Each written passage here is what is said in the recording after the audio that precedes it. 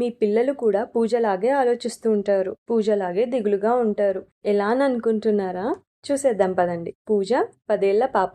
పూజ జీవితం ఒక స్టిక్కర్ చుట్టూ తిరిగేది. తన స్కూల్లో ఒక చిన్న గోల్డ్ స్టార్ స్టిక్కర్ వచ్చిందంటే ఆనందమే ఆనందం. కానీ అది రాకపోతే లోకం మొత్తం చీకటి. ఒకరోజు ఆ స్టిక్కర్ తన స్నేహితుడికి వచ్చింది. అప్పటి నుంచి పూజ మారిపోయింది. తన స్నేహితుడితో స్నేహం కోల్పోయింది, నవ్వు మరిచిపోయింది, ఒంటరిగా మారిపోయింది. అప్పుడు నానమ్మ చెప్పిన ఒక శ్లోకం ఆమెను మళ్ళీ నవ్వేలా చేసింది. ఆ శ్లోకం ఒక చిన్న గోల్డ్ స్టిక్కర్ కన్నా గొప్పదిగా మారింది. అసలు ఏమైంది? ఆ శ్లోకం ఏంటి? ఆ శ్లోకం ఎలా ఆమె జీవితాన్ని మార్చింది?